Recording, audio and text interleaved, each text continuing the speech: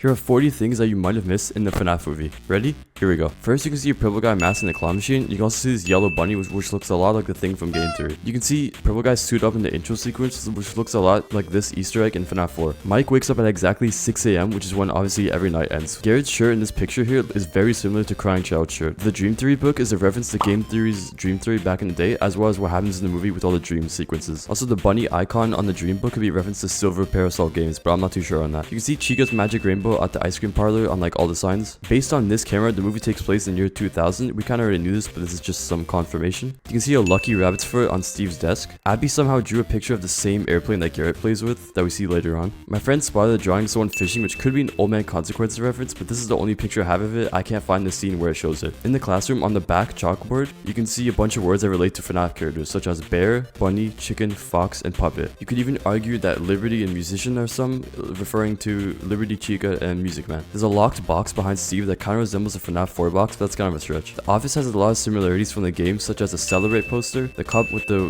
white and red stripes on it, and the fan. While Steve Raglan is on the phone, he ends his call with "catch you on the flip side," which is exactly how the FNaF 1 phone guy ends it. I will catch you on the flip side. See you on the flip side. Under the piece of tape that says Mike, you can see another piece of tape that says Fritz. The engineer in the tape kind of resembles Mike's dad. This kid shown on the tape has a Foxy plush that looks a lot like this boss from Freddy in Space 3. I know it's a bit of a stretch, it's literally just a Foxy plush, but I don't know why. You can kind of see a kid silhouette in the doorway while Mike is watching the tape.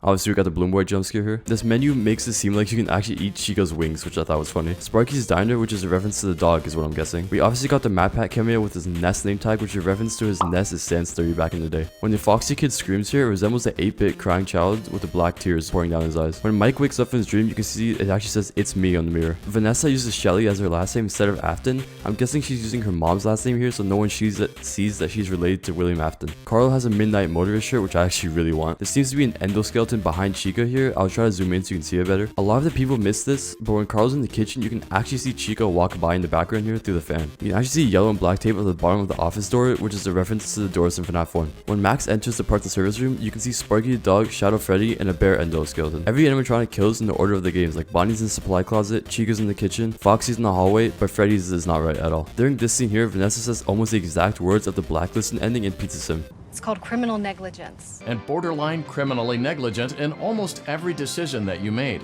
When Mike and Vanessa are talking, you can see a doll here that looks almost identical to Ella from the book series. For some reason, you can see the kids' faces getting blurred here in and out randomly here. I'm not really sure why. So my good friend Super Rocker pointed this out actually, but when we see Max get killed in like the shadow of Freddy, we then later see her get stuffed in Shadow Freddy. So shout out to him for pointing it out, because that's pretty cool. I always come back. I don't think I have to say anything about this one. The end credits say "come find me" while the puppet's music box is playing, so it could be referring to the puppet, also could be referring to Springtrap or Golden Freddy. In the prize counter, there's actually Hex plushies. You can't really see them through the movie, so I have footage from Daco's like behind the scenes footage here, but I thought this was really cool. And finally, to end it off, this isn't really an Easter egg in the movie, but according to MatPat, Markiplier was supposed to be the security guard that dies in the beginning. So yeah, that's pretty much everything that I can personally find in the FNaF movie. Let me know if I missed anything or if I found something new that you guys missed. So thank you guys so much for watching, and make sure to subscribe for more FNaF content. Bye.